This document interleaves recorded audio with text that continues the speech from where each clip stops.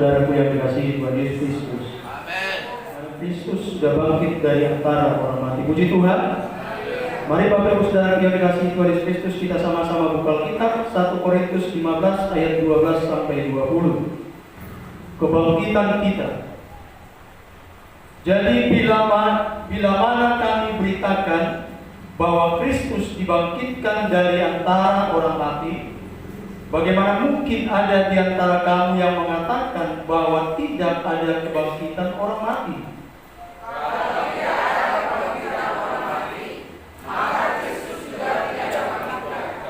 Tetapi ada yang kata Kristus tidak dibangkitkan, maka sia-sialah pemberitaan kami dan sia-sialah juga kepercayaan kamu.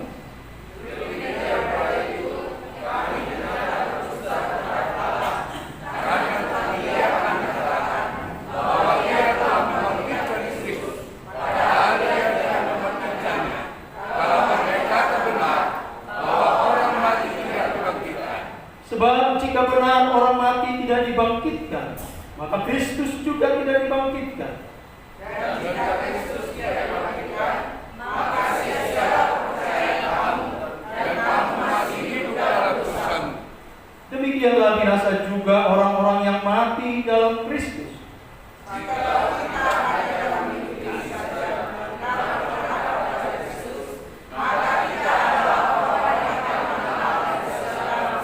Sama-sama.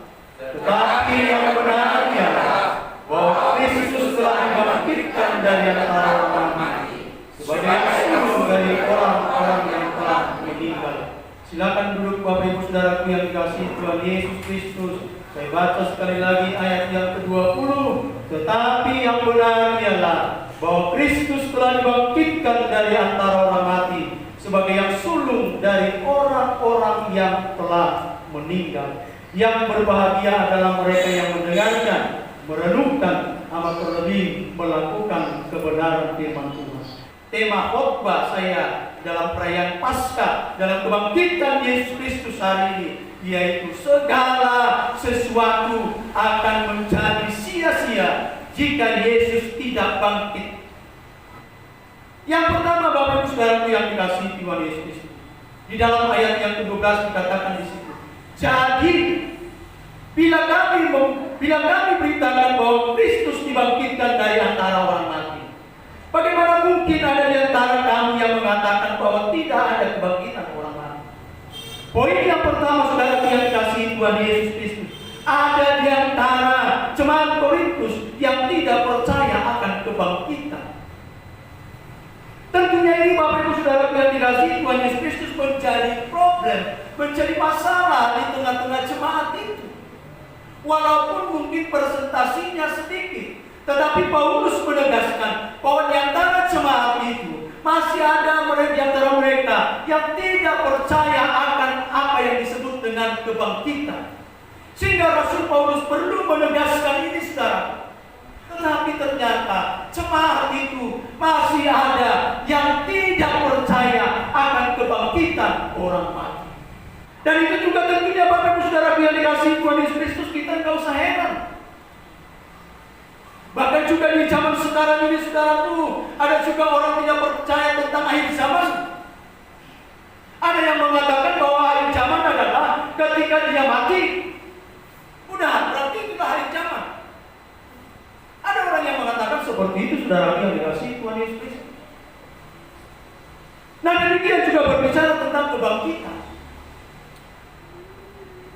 Dalam konteks sekarang ini, di tengah-tengah gereja di akhir zaman ini pun ada orang yang tidak percaya akan namanya yang kebangkitan.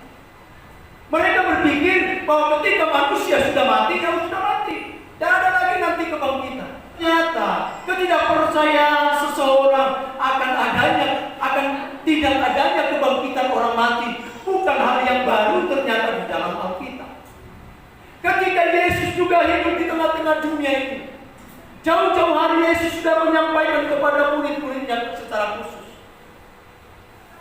Yesus sudah memberikan informasi kepada para murid-muridnya bahwa pada hari yang ketiga saya akan bangkit dari antara orang mati. Apakah murid-murid percaya? Tidak. Dari 11 murid-murid itu tidak ada satu orang pun mereka yang percaya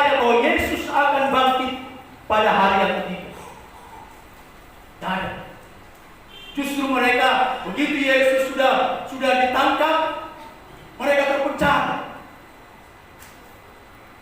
Ketika penyiksaan itu tiba, bahkan juga saudaraku ada yang menyangkal. Maka seorang Petrus yang kita katakan adalah sosok yang pemberani, tetapi ketika diperhadapkan kepada emak-emak, ini emak-emak Bapak Ibu, dia salah satu dari antara mereka. Tapi dia berkata kepada emak-emak itu, tidak, saya tidak mengakui. Makanya juga Bapak Ibu Saudara yang dikasihi Tuhan Yesus Kristus, para murid-murid juga kembali ke aktivitasnya yang semula sebelum Yesus memanggil mereka. Termasuk juga Petrus kembali kepada kemana? Ke laut, mereka melaut, melayang kembali. Demikian juga yang lain. Apakah perempuan-perempuan yang pergi pada pagi hari itu, pada subuh itu, apakah mereka juga orang-orang yang percaya kepada pemberitaan firman Tuhan akan apa yang disampaikan oleh Yesus, bahwa pada hari yang ketiga akan bangkit dia dari antara mati? Tidak juga Bapak Ibu. Bukan untuk melihat, bukan untuk menyaksikan kebangkitan Yesus Kristus, tetapi Bapak Ibu firman Tuhan katakan mereka datang, mereka pergi ke sana membawa rempah-rempah, membawa minyak untuk apa? Untuk merempahi, untuk meminyaki daripada kuburan daripada Tuhan Yesus Kristus. Itu alasan mereka untuk datang. Jadi sesungguhnya para murid-murid juga pada waktu itu tidak percaya akan adanya kebangkitan.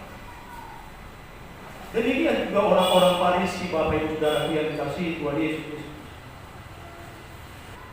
Karena ketika Yesus sudah dikuburkan, lalu ahli-ahli Taurat, saudara yang dikasihi Tuhan Yesus Kristus, meminta pasukan kepada pemerintah Romawi pada waktu itu. Kenapa? Karena mereka mengatakan bahwa si penyesat ini yang mengatakan Tuhan Yesus, bahwa sesuai dengan perkataannya dia akan bangkit pada hari yang ketiga. Lalu dimintakan pasukan. Saudaraku, pasukan Romawi bukan pasukan agan-agan. Dan yang dikirimkan ke sana bukan 2-3 orang. Karena apa? Karena sesungguhnya ini peristiwa yang sangat serius, sehingga diminta pasukan kepada pemerintah Romawi pada waktu itu. Dikirimlah pasukan itu, saudara yang dikasihi Tuhan Yesus Kristus. Otomatis saudaraku, karena ini adalah perkataan yang sangat-sangat luar biasa, maka saya yakin dan percaya para pelatih itu, para pasukan itu juga sudah di-coach terlebih dahulu. Kalian nggak ada yang melalaikan itu. Kalian boleh ganti-gantian menjaganya. Tidak ada yang boleh lalai. Bahkan juga saudara yang dikasihi Tuhan Yesus Kristus, pasukan sudah ada, sudah lengkap, tetapi juga dimeterai, dibuat polis lain.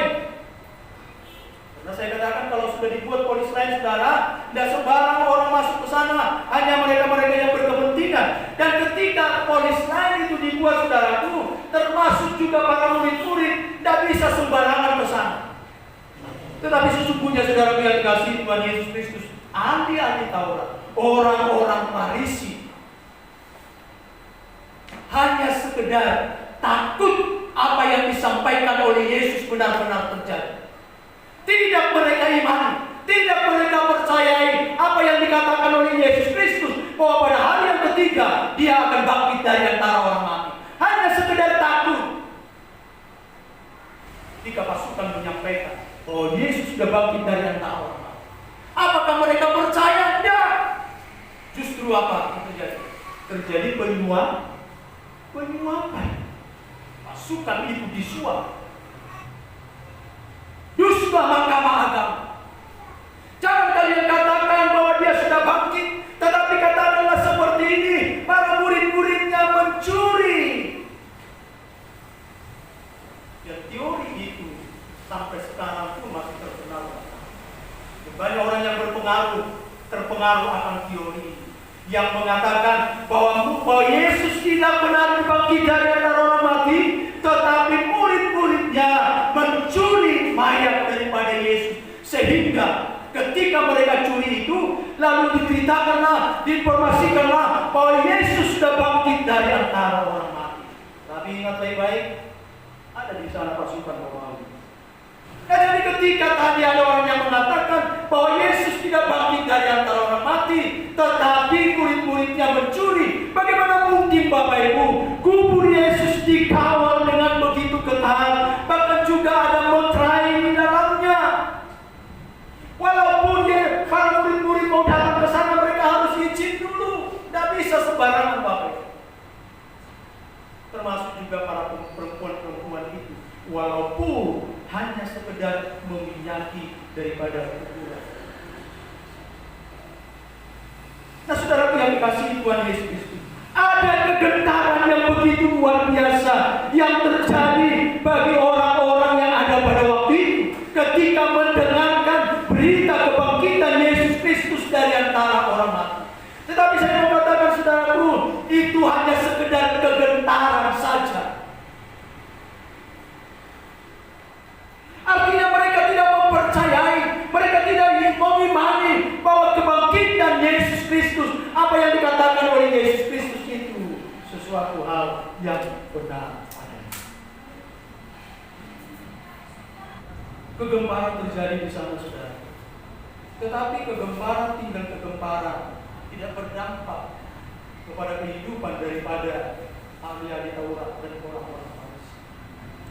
Saya mau katakan saudara yang dikasihi Tuhan Yesus Kristus, ketika engkau mendengarkan tentang peristiwa kebangkitan Yesus dari antara orang mati, mungkin hatimu bergetar.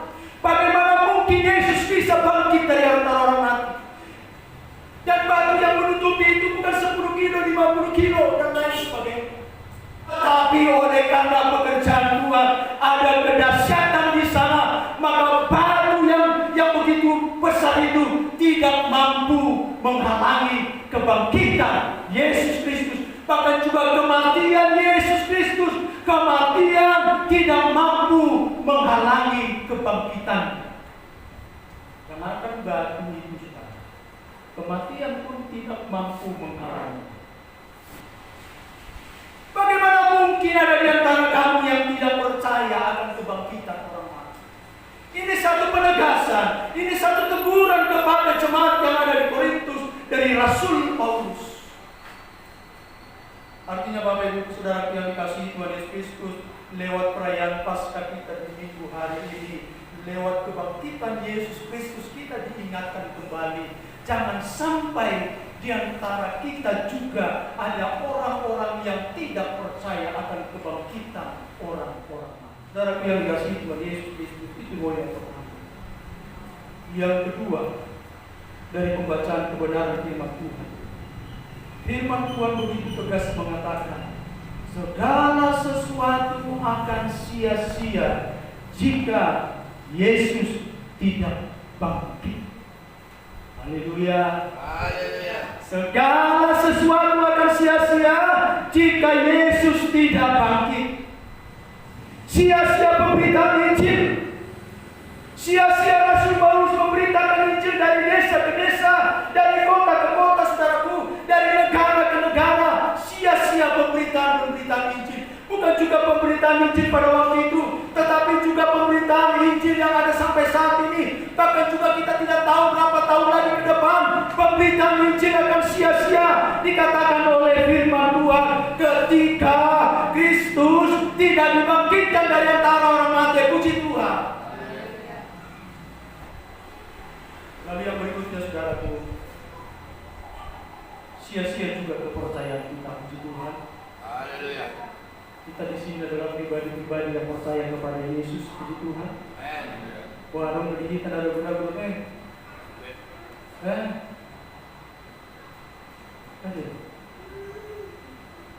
Dikatakan saudara sia-sia kepercayaan kamu. Percaya waktu Yesus Kristus sia-sia. Engkau percaya kepada Yesus Kristus akan sia-sia. Yang namanya sia-sia gak ada manfaatnya. Gak ada gunanya saudara datang ke gereja. Gak ada saudara membaca firman Tuhan, berdoa dan lain sebagainya. Gak ada gunanya, sia-sia semuanya. Karena kalau Yesus tidak bangkit dari antara orang. Lalu sebaliknya, oleh karena Yesus sudah bangkit dari antara orang mati, maka apa yang saya imani, apa yang saya harapkan,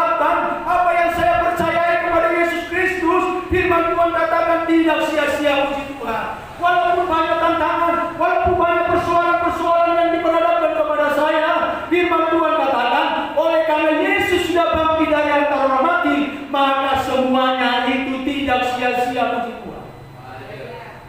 Kau datang hadir pada saat ini di tempat ini, engkau tempuh hujan.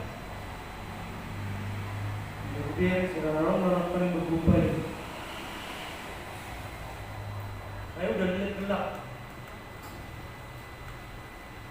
Udah saya lihat gelap, lalu saya cepat-cepat. Walaupun memang kami kebutuhan biasanya cepat. Dan saya memprediksinya sudah, ini nanti pasti. Itu prediksi Bapak Ibu, bukan dibuat ya. Prediksi saya ini akan hujan. Kalau Bapak Ibu Saudara yang dikasih Tuhan Yesus Kristus, jemaat Tuhan melihat ini alam, ya, mulai budak, asal budak bangun, senari kebangkitan Yesus Kristus, saya akan cepat-cepat. Atau Bapak Ibu Saudara yang dikasih Tuhan Yesus Kristus, engkau rindu bagaimana peristiwa kebangkitan Yesus Kristus itu akan engkau alami hari ini. Seperti jemaat kita yang hadir saat ini, dia ambil payung. Haleluya. Haleluya. Untuk akan membangkit kita itu. Dia bawa payung, Bapak Ibu Saudara yang dikasihi Tuhan Yesus Kristus. Mungkin payung ini hanya menutupi bagian atasnya, sementara bagian bawah kotor dan jadi masalah. Yesus tidak katakan, kenapa sepatumu kotor? Nah, pulang dulu engkau. Fungsi rusuh pakai mantel.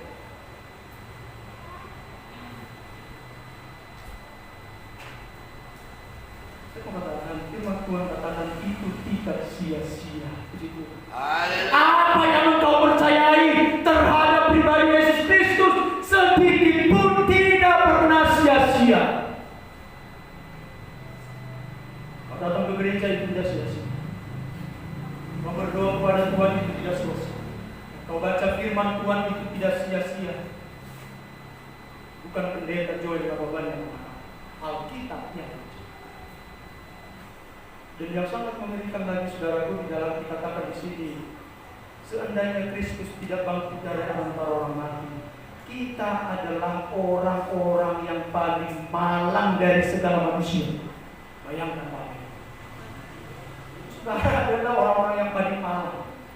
Kalau Yesus tidak bangkit, tetapi karena Yesus sudah bangkit, kita bukan orang-orang yang malang, tetapi kita adalah orang-orang yang berbahagia, puji Tuhan.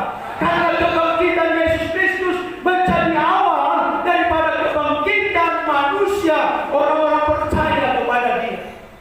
Maka kita tidak orang-orang, tapi kita adalah orang-orang. Saudara yang dikasihi Tuhan Yesus Kristus, bagian yang terakhir, Pasca kebangkitan Yesus Kristus adalah berita tentang kemenangan, puji Tuhan. Yesus sudah menang. Bagaimana dengan umat gereja Pentakosta? Apakah ketika mendengarkan berita tentang kebangkitan Yesus Kristus dari antara orang mati, ini juga menjadi berita kemenangan bagi dia? Bukan saja berita kemenangan dari dosa, tetapi juga berita kemenangan dari seluruh penderitaan, seluruh persoalan-persoalan yang kita alami, puji Tuhan. Lalu yang berikutnya, saudara yang dikasihi Tuhan Yesus Kristus, pasca kebangkitan Yesus Kristus adalah sesuatu kepastian, puji Tuhan. Haleluya. Satu kepastian Bapak Ibu, bukan ragu-ragu lagi. Wah, nanti coba dulu nengau, maju nengau, mundur dulu nengau, kiri dulu nengau, tukar dulu nengau. Tidak ada lagi saudaraku. Karena apa? Karena jalan kita sudah pasti, puji Tuhan. Itu sebabnya Yesus, kebangkitan Yesus Kristus menjadi satu kepastian bagi kita. Lalu yang terakhir Bapak Ibu Saudara yang dikasihi Tuhan Yesus Kristus, kebangkitan Yesus Kristus menjadi bahan perenungan bagi kita, puji Tuhan. Ini sangat penting Bapak. Ketika engkau merenungkan kasih Allah yang begitu besar, ketika engkau merenungkan bagaimana siksaan yang dialami oleh Yesus Kristus, dan ketika engkau merenungkan bagaimana kuasa kebangkitan yang begitu luar biasa itu, saudaraku, maka saya yakin kebangkitan Yesus Kristus juga menjadi bagian hidup, puji Tuhan. Haleluya. Biarlah Bapak Ibu Saudara yang dikasihi Tuhan Yesus Kristus, lewat perayaan kebangkitan Yesus Kristus dari antara orang mati. Ini menjadi motivasi bagi kita untuk senantiasa kita tetap teguh di dalam mengiring dan memiliki. Amin. Mari sama-sama kita doa.